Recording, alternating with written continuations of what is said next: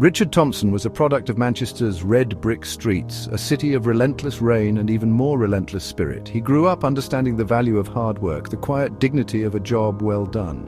His hands were calloused from part-time jobs, his mind sharpened by the fierce competition of a scholarship-funded education. At university, he was an anomaly, a serious young man with eyes that held a depth far beyond his years navigating a world of privilege he had only ever observed from a distance. He moved through the grand, echoing halls of the university with a quiet purpose, his focus a shield against the casual wealth that surrounded him. He felt the weight of expectation, not from others, but from himself. He was determined to build something lasting, something real. It was during a dreary Tuesday lecture with rain lashing against the tall, arched windows that he first saw her, Melissa. She was like a burst of sunshine in the grey academic room. Her hair was the colour of honey, and her laughter, when it came, was a bright, clear sound that seemed to cut through the monotonous drone of the professor. She came from a world Richard only knew from magazines, a world of weekend trips to the country and summers spent abroad. Her family's name was whispered in circles of influence, synonymous with old money and effortless grace. He watched her from afar, convinced she was a star in a galaxy he could never hope to enter, a beautiful, unattainable dream. One afternoon, sequestered in the library, surrounded by towering stacks of books, their worlds finally collided. He had been wrestling with a particularly difficult economic theory, his brow furrowed in concentration when a sweet floral scent broke his focus. It was Melissa. She was looking for a book on Renaissance art, her brow crinkled in a charming expression of frustration. She asked him for help, her voice soft and unassuming. That simple question, that small moment of shared vulnerability was the start. He found her book, and they talked for hours, their conversation flowing as easily as the quiet murmur of the library itself, a gentle current pulling them closer together. He spoke of his dreams, she of hers, and in the hushed light of the library, the boy from Manchester and the girl from the manor found common ground. Their courtship was a study in contrasts, a beautiful, unlikely tapestry. He introduced her to the gritty, vibrant heart of his Manchester, the bustling markets, the hidden music venues, the simple joy of a shared bag of chips on a cold evening. She, in turn, opened doors to a world of elegance and refinement, of art galleries and formal dinners, where the cutlery seemed to multiply with each course. He never felt entirely comfortable in her world, nor she in his, but in the space between they found a place that was uniquely theirs. They fell in love not in spite of their differences, but because of them. He was grounded, she was ethereal, and together they felt complete, as if each held the missing piece of the other's soul. After university, the glow of their romance settled into the steady warmth of shared ambition. They married in a small, intimate ceremony, a compromise between her family's desire for grandeur and his preference for simplicity. The future stretched before them, a blank canvas awaiting their touch. Richard, with his practical mind and steady hands, wanted to build something from the ground up. Melissa, with her artistic eye and innate sense of style, shared his vision. They decided to start a bespoke textile business, a venture that would merge his technical skill with her creative flair. They called it Thompson & Company, a name that felt solid, dependable, and full of promise. It was their dream woven together. Their first workshop was a small drafty space in the northern quarter, rented with the last of their savings and a modest loan. The air smelled of damp brick and fresh paint. They worked tirelessly side by side, their days a blur of activity. Richard wrestled with the temperamental old looms he'd bought at auction, his knuckles often scraped and raw. Melissa spent hours sketching designs, her fingers smudged with charcoal, her mind overflowing with patterns and colours. They were a team in the truest sense of the word, their movements a practiced dance of collaboration. They shared sandwiches over a cluttered workbench, their conversations a mix of business strategy and whispered affections, their laughter echoing in the small, hopeful space. Sacrifice became their daily bread. They poured every penny they had and every ounce of their energy into the business. Lavish dates were replaced by late nights, untangling threads. Weekend getaways became stock-taking marathons. Richard sold the car his father had left him to buy a better quality weaving machine. Melissa sold a piece of jewellery, a family heirloom, to fund their first big order of premium yarn. There was no complaint, no resentment, only a shared sense of purpose. They were building their future, stitch by stitch, and the hardship was simply part of the pattern. The joy they found was not in comfort but in creation, in watching a spool of simple thread transform into a beautiful, intricate fabric under their hands. Slowly, painstakingly, their efforts began to bear fruit. A local boutique placed a small order. A design magazine featured one of their throws in a small back-page article. Each small victory was a cause for celebration. They would toast with cheap Prosecco in plastic cups, their faces tired but alight with pride. The business was more than just a source of income. It was the physical manifestation of their love, a testament to their partnership. They believed in each other, and they believed in Thompson and Company with a fierce, unwavering faith. In those early days in that cold little workshop, they had everything they could ever want, because they had each other, and a dream that was slowly, beautifully coming to life. As the business found its footing, a subtle shift began, a slow, almost imperceptible change in the rhythm of their life together. The initial thrill of shared struggle began to fade for Melissa, replaced by a yearning for the comfort and ease she had once known. The workshop, which had once been a haven of creativity, started to feel like a cage. She found the daily grind monotonous, the endless focus on profit margins and production schedules a drain on her artistic spirit. Her friends from her old life of leisure would call with invitations to lunches, to shopping trips, to weekends away. At first, she would decline, her loyalty to Richard and the business unwavering. But the pull of that other world was strong, a siren song of effortless fun. Gradually, she began to accept the invitations. It started with a single lunch, then a shopping trip that lasted an entire afternoon. Soon, her absences from the workshop became more frequent, her excuses more elaborate.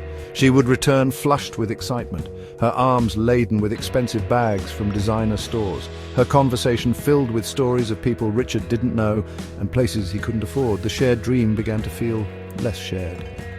Richard would be at the workshop, his hands stained with dye, his mind consumed with orders, while Melissa was drifting further and further away, back into the orbit of her wealthy, carefree past. He felt a growing unease, a quiet chill in the space she left behind. The shared sacrifices that had once bonded them now became a source of friction. Richard continued to live frugally, reinvesting every spare pound back into the business, his focus singular. Melissa, however, began to spend with an alarming lack of restraint. New clothes, expensive dinners, lavish gifts for her friends. The money flowed out of their joint account as quickly as it came in. When Richard tried to talk to her about it gently at first, she would become defensive. She argued that she deserved some enjoyment, that she was tired of living like a pauper. She saw his caution as control, his frugality as a lack of ambition for a better lifestyle, failing to see it was the very fuel their shared dream required. The distance between them grew, not just in their schedules, but in their hearts. The easy laughter that once filled their small flat was replaced by a strained silence. The teamwork that had defined their early years dissolved into a disjointed and lonely effort. Richard worked harder than ever, trying to compensate for her absence, trying to hold together the dream that was beginning to fray at the edges. He felt a profound loneliness, a sense of being the sole guardian of a promise that two of them had made. He would look at her across the dinner table, a stranger in a beautiful dress, and wonder where the girl from the library, the girl who had shared his dreams in a cold workshop, had gone. The business, once a source of immense pride, began to show signs of strain. It was like a ship taking on water, slowly and silently at first, the danger hidden beneath the surface. Richard felt it in the tightening of his chest whenever he looked at the accounts. Costs were rising, but income was stagnating. He tried to innovate, to find new markets, to work longer hours, but it felt like he was running on a treadmill, expending enormous effort just to stay in the same place. The joy of creation was being eroded by a constant, gnawing anxiety. He would lie awake at night, the numbers swirling in his head, the weight of it all pressing down on him, a solitary burden. Melissa, detached from the day-to-day realities of the company, made a series of risky financial decisions without consulting him. Convinced that a bold move was needed to elevate their brand, she invested a huge sum of their capital in a high-profile marketing campaign, hiring an expensive London agency her friends had recommended.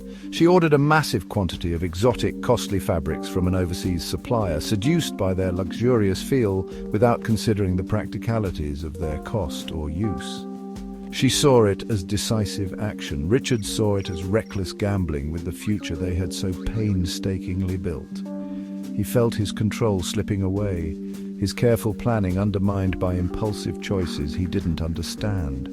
The argument started then, sharp and bitter. They were no longer disagreements about creative direction, but desperate clashes over their very survival. Richard, exhausted and stressed, would present spreadsheets and order forms, his voice tight with worry. Melissa, feeling attacked, would retort with accusations. She called him unambitious, fearful, and controlling. She couldn't see the precariousness of their situation, blinded by her desire for quick success and the validation of her wealthy peers. The workshop, once their sanctuary, became a battleground. Their words, once vehicles of love and encouragement, became weapons, each one leaving a small, invisible wound. The foundation of their partnership was cracking under the immense pressure. The loneliness Richard felt became a constant, unwelcome companion. He was surrounded by the looms and fabrics of their shared dream, yet he had never felt more alone. He missed his partner, the woman who had stood by his side, who had believed in their vision as much as he did. Now, he was fighting not only to save the business, but also to bridge a chasm that had opened between them, a chasm filled with misunderstanding and resentment. He would work late into the night, the rhythmic clatter of the loom the only sound, the empty space beside him a painful reminder of everything he was losing. He was watching his world fall apart, and he was doing it all by himself. The collapse, when it came, was swift and brutal. The expensive marketing campaign failed to generate the expected returns, and the costly fabrics sat unsold, a monument to their misaligned ambitions. Creditors began to call, their voices polite but firm, then demanding. The final notices arrived, stark white envelopes containing words that felt like a death sentence. Liquidation, insolvency. Thompson and Company, the business born of love and sacrifice, was dead on arrival. The looms fell silent. The colourful threads lay tangled and useless. The workshop, once buzzing with hope, was now just a cold, empty room filled with the ghosts of what might have been. The silence was deafening, a final, damning verdict on their failure. The final argument was not loud or dramatic. It was quiet, exhausted, and utterly heartbreaking. They stood in their small living room, surrounded by the life they had built. A life that was now crumbling around them. There was no shouting left, only the raw, painful truth. Melissa, her face pale and her eyes devoid of their former sparkle, delivered the final blow. She blamed him. She said his lack of vision, his fear of taking risks, had held them back and ultimately dragged them down. She twisted his caution into cowardice, his steady diligence into a fatal flaw. It was easier to make him the villain than to face her own part in the demise of their dream. Her words struck Richard with the force of a physical impact, stealing the air from his lungs. He had nothing left to say, no energy left to fight. He had poured every piece of himself into the business, into their partnership, and it had all turned to dust. He looked at the woman he loved, the woman he had built a life with, and saw a stranger looking back at him, her eyes cold with blame. That night she packed a bag. She didn't take much, just the expensive clothes and jewellery she had acquired in their final months together. She left behind the small sentimental things, the objects that told the story of their shared past, a past she was now determined to escape. When he woke the next morning, the space beside him in the bed was cold. A note was on her pillow. It was short, clinical. "I can't do this anymore. I'm sorry." But the apology felt hollow, an afterthought. Richard was left with nothing. The business was gone. The woman he loved was gone. His home felt like a museum of a life that was no longer his. He walked through the silent rooms, touching the furniture, the books, the photographs, as if to convince himself they had been real. He was utterly and completely alone, a man whose entire world had been dismantled, leaving him standing in the wreckage with no map and no destination. He had nothing left. In the months that followed, Richard existed in a grey, featureless landscape of loss. The vibrant colours of his life had faded to monochrome. He moved out of the flat they had shared, unable to bear the constant, silent reminders of Melissa. he found a small, cheap room in a part of Manchester he barely recognized. A place of transient residence and peeling paint. His days were formless, stretching out before him in an endless, empty expanse. He would walk the city streets for hours with no destination in mind, his gaze fixed on the pavement, a ghost haunting the city that had once been his home. The rain seemed to fall more relentlessly than ever, mirroring the quiet storm inside him. He took on small jobs to survive, anything that would pay the rent and put food on the table. He worked in a warehouse, stacking boxes in a monotonous rhythm. He delivered parcels, his face anonymous behind the wheel of a battered van. He painted fences, the repetitive motion a welcome distraction from the relentless churn of his thoughts. These were jobs that required his hands but not his mind, which was a mercy. He didn't want to think, he didn't want to dream. He had lost his faith in dreams. The people he worked with were strangers, their conversations a background noise he barely registered. He was adrift, a ship without a rudder, tossed about on a sea of grief and failure. The sense of failure was a physical weight, a heavy cloak he could not shrug off. Every silent loom, every tangled thread from his past was a testament to his inadequacy. Melissa's final words echoed in his mind, a cruel, endless loop. His fault, his fear, his failure. He believed her. He dissected every decision, every conversation, every moment of their life together, searching for the exact point where he had gone wrong. He felt stripped of his identity. He was no longer a business owner, a creator, a husband. He was just Richard, a man who had lost everything. The loneliness was an ache that settled deep in his bones, a constant low-grade fever of the soul. Yet, even in the deepest troughs of his despair, a flicker of the old Richard remained. It was a stubborn, quiet resilience forged in his working-class upbringing. One evening, sitting in his stark little room, he found an old textbook on computer coding he had bought years ago and never opened. With nothing else to do, he began to read. He started teaching himself, slowly at first, the complex language, a welcome challenge. It was a problem he could solve, a system with rules and logic, a stark contrast to the chaotic, emotional wreckage of his life. It was a small, solitary act of rebellion against the emptiness, the first tentative step out of the fog. The process of learning was a slow, arduous climb out of a deep valley.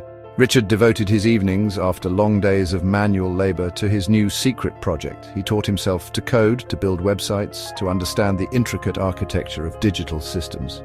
He consumed online tutorials and filled notebooks with complex algorithms. This new world of logic and precision was a balm to his wounded spirit. It was a craft, just like weaving, but the threads were lines of code, and the loom was his second-hand laptop. He found a familiar solace in the act of creation, in building something from nothing, block by logical block. He was meticulous, patient, and driven by a need to prove something, if only to himself. He began to formulate an idea, a seed of a business concept that grew quietly in the fertile ground of his new knowledge. It was a platform to connect small, independent artisans, weavers, potters, carpenters, directly with customers, cutting out the expensive middlemen and marketing agencies that had contributed to his own downfall. He would call it New Hope. The name was a private promise to himself, a declaration of intent. This time there would be no partner, there would be no reckless spending or shared accounts. He would do everything himself, from the coding of the website to the drafting of the business plan. The pain of his past had taught him a harsh lesson in self-reliance. He would never allow himself to be that vulnerable again. As he began to build the framework for New Hope, he faced a wall of quiet skepticism. The few people he told about his idea, a co-worker at the warehouse, his landlord, looked at him with a mixture of pity and doubt. They saw a man who had failed spectacularly, who was now working a dead-end job. They saw his late-night coding sessions not as ambition, but as a foolish fantasy. Their unspoken judgment was a constant headwind, but Richard had learned to ignore the noise. He had built a fortress around his heart and his ambition, a place where the opinions of others could not penetrate. He kept his head down, fueled by coffee and a quiet, burning determination. He built his company with the caution of a man who had been badly burned. Every step was measured, every decision carefully weighed. He started small, working with just a handful of local artisans he knew and trusted. He built personal relationships, listening to their needs and ensuring his platform served them fairly. When the time came to hire his first employee, he chose an older, semi-retired accountant, a woman with a reputation for honesty and meticulousness. He was not just building a business, he was building a fortress of integrity, a company founded on the principles of trust and careful, sustainable growth. New Hope was his redemption, and he would not allow it to fail.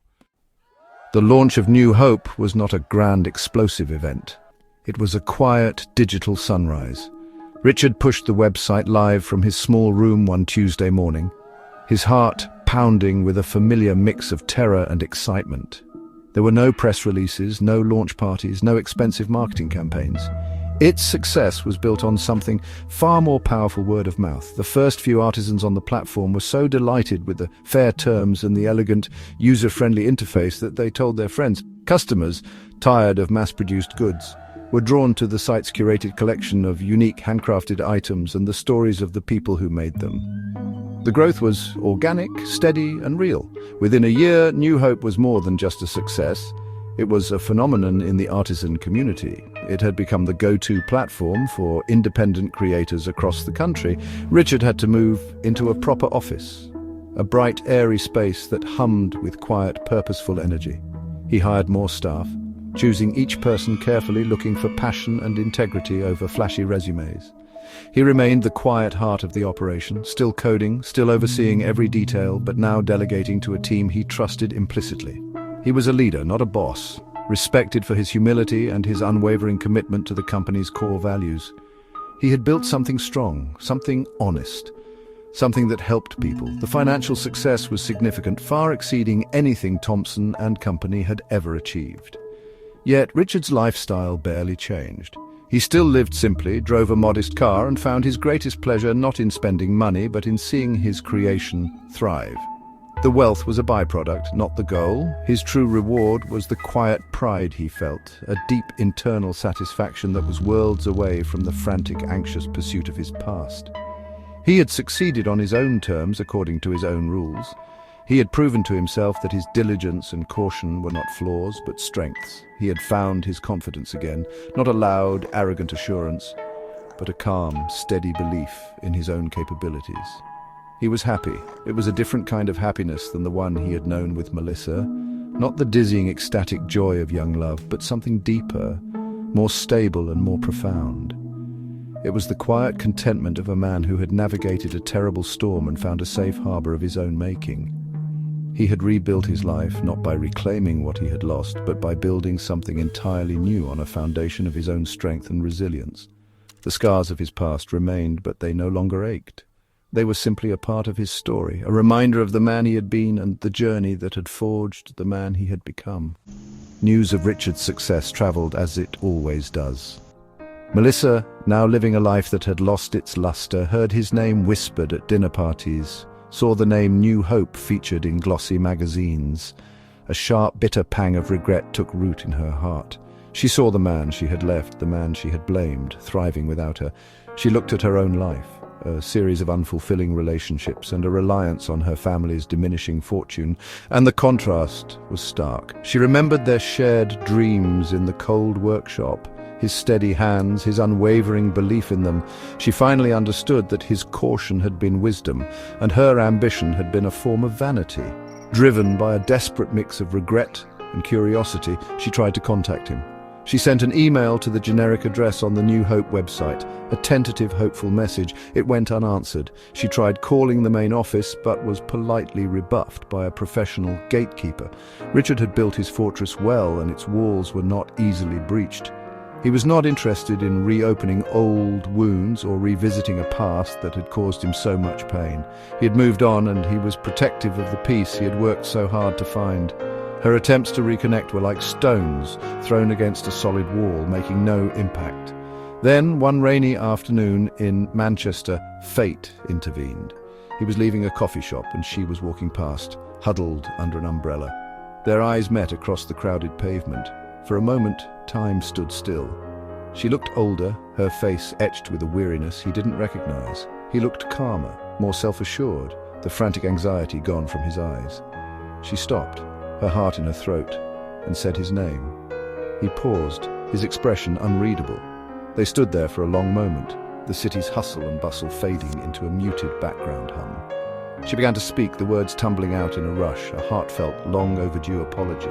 She owned her part in their failure, her recklessness, her cruelty. She did not ask for a second chance, only for his forgiveness. Richard listened quietly, his gaze steady. He didn't interrupt. When she was finished, the silence hung between them, thick with the weight of years of pain. He told her, his voice calm and even, about the loneliness, the despair, the struggle to rebuild. He didn't say it to wound her, but to make her understand the depth of the hurt she had caused. Then, with a quiet grace she had never seen in him before, he forgave her. It was not a grand absolution, but a simple, peaceful release. He wished her well, and then he turned and walked away, leaving her standing in the rain. For Melissa, it was the painful but necessary start of her own journey of rebuilding. For Richard, it was the final, quiet closing of a chapter, freeing him to step fully into the bright, hopeful future he had built for himself.